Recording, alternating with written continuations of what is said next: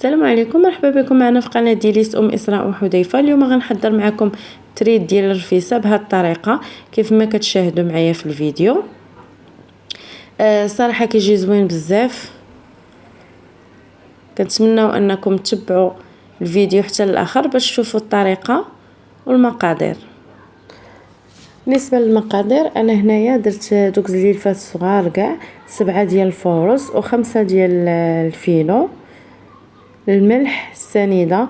بالنسبه للملح هنا غتبان لكم راني كثرت الملحه، ولكن انا هذا الملح اللي عندي ما كتملحش مزيان، داكشي علاش درتها كثيره. نتوما بطبيعه الحال غديروا القياس حيت كل واحد على حسب الملحه. بعض المرات كتكون غير كديري فيها غير شويه كتملح، وبعض الخطرات كتعياي ما ديري الملحه والو وبطبيعه الحال حسب معلقه ونصف ديال السنيده. كنجمع العجينه ديالي بالماء كيف ما كتشاهدوا معايا، ما نكثرش ليها الماء بزاف باش نبقى نعطيها القياس هكا في الدليك.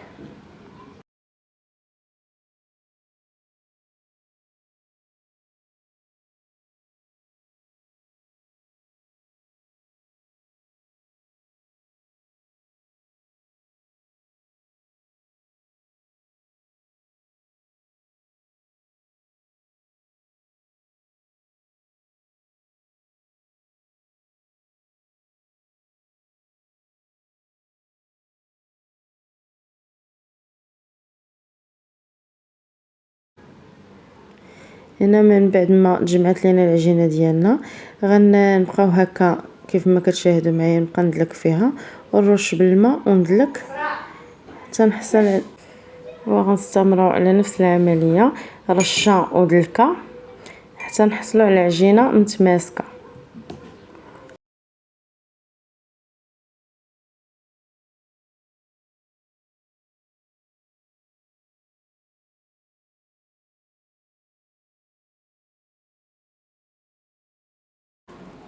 من بعد ما غنكمل العجينه ديالي في الدليك، غنجيب هنا واحد البلاستيك اللي غنوضع فيه العجينه حتى تطوع مزيان. نخليها على حسب، انا عجنتها وخليتها تقضيت شي شغال اخرين، عاد رجعت العجينه بما ما لقيتها طيعه مزيان. قد ما طاعت قد ما كتعاونك في الخدمه. نخليوها كيف ما قلت لكم ترتاح، عاد نرجعوا لها. من بعد ما ارتاحت العجينه ديالنا كيف ما كتشاهدوا معايا، كورتها انا هنا كويرات صغار على حسب المقله اللي عندي. كنقجو العجينه، غنستمر على نفس العمليه حتى نكمل كاع العجين اللي عندي. من بعد نتلاقاو باش نطيبوها. هنا غنورق كويرات ديالي من بعد ما خليتهم حتى هما واحد الوقيته حتى طاعوا. هنا المقله درتها كتسخن مزيان،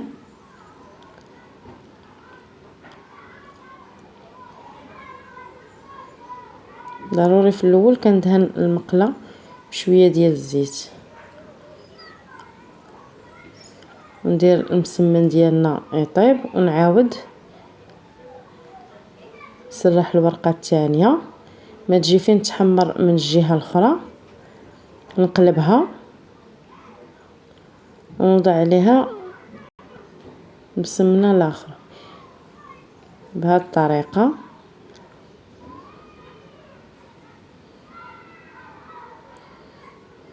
ديما حتى نقلبها عاد نوضع عليها وحده اخرى.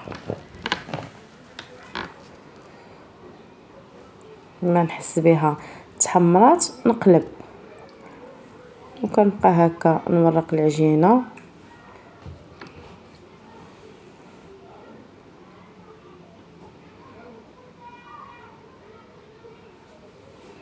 غنستمر هنا على نفس العمليه تنكمل كاع المسمن اللي عندي. تقريبا انا ما كنقش منها حتى كندير واحد الكميه كثيره، عاد كنبدا نقص من العجينه اللي فوق المقله، المسمن اللي فوق المقله عاد كنبدا نقص منه.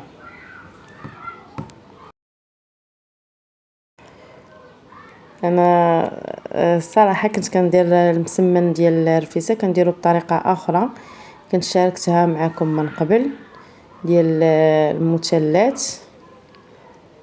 قلت هاد المره نشارك معكم الطريقه ديال التريد، واكثريه الناس زمان كانوا كيديروا هاد الطريقه.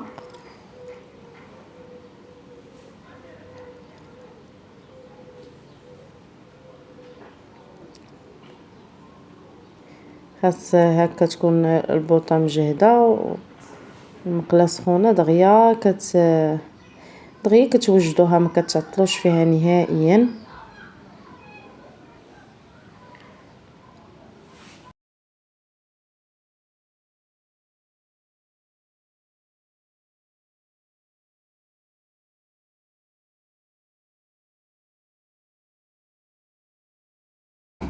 انا هنا قربت لكم التصوير لجهه المقله باش تشاهدوا معايا كيفاش كتحمر.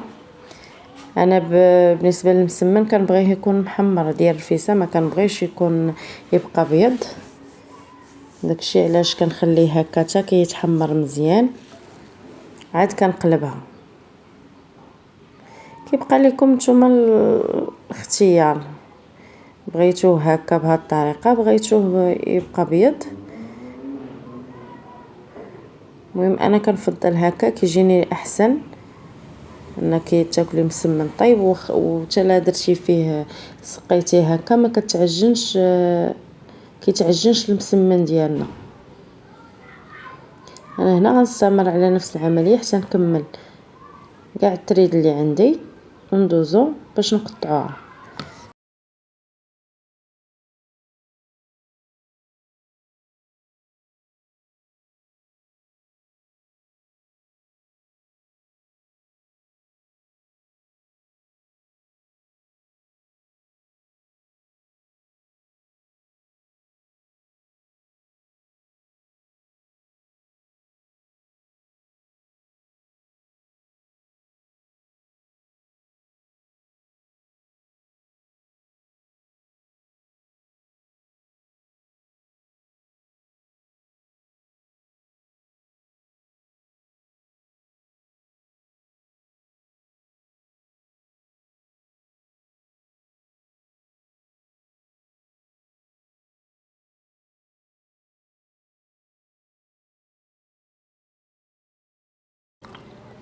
وهنا من بعد ما سالينا المسمن ديالنا في الطياب غندوزو غنجمع هكا 4 الورقات ولا 5 وغنقطعهم بهذه الطريقه، غروا ليهم ونقطعهم بهذه الطريقه بالمقص.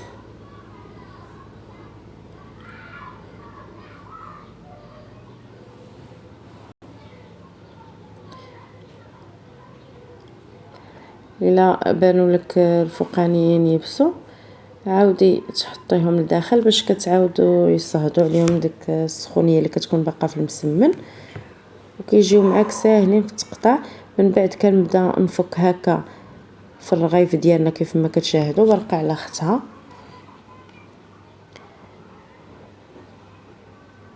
بهذه الطريقه حتى نكمل كاع الكميه اللي عندي.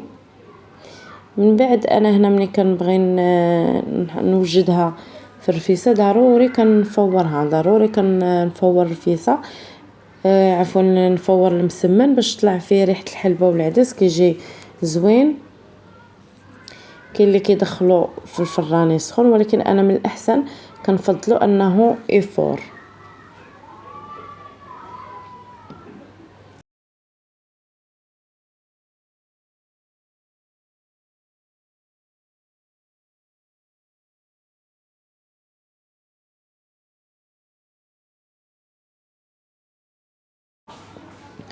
وهنا غنكونوا وصلنا لنهايه الفيديو.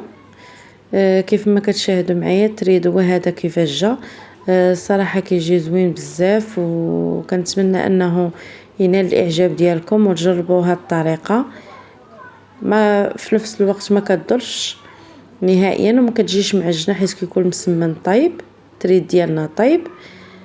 كنتمنى نشوفكم في فيديو الجاي. الى عجبكم الفيديو بطبيعه الحال ما تبخلوش عليا بلايك والاشتراك في القناه. إلى اللقاء، إلى فرصة تانية.